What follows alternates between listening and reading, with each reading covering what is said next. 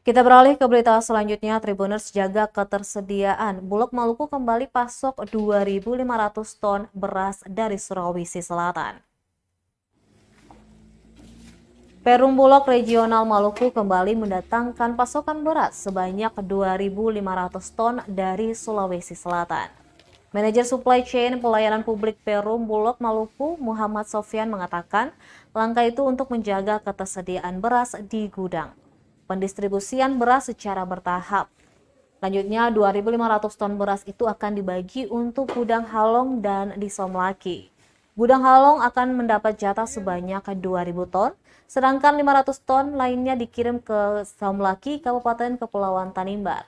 Sofyan menerangkan dengan penambahan yang dilakukan, maka stok beras di gudang Ambon, Somlaki, dan Tual menjadi 7.200 ton.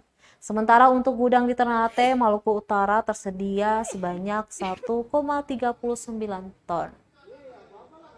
Sehingga stok tersebut masih bisa mencukupi kebutuhan masyarakat selama 6 bulan ke depan.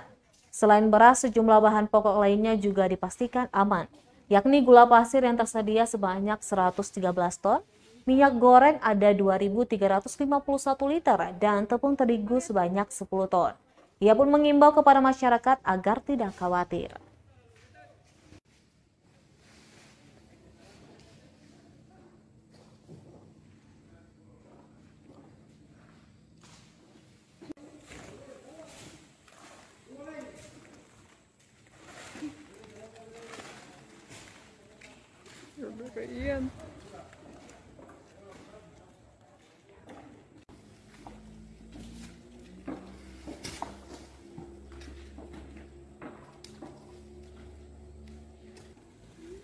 Terima kasih sudah nonton. Jangan lupa like, subscribe, dan share ya.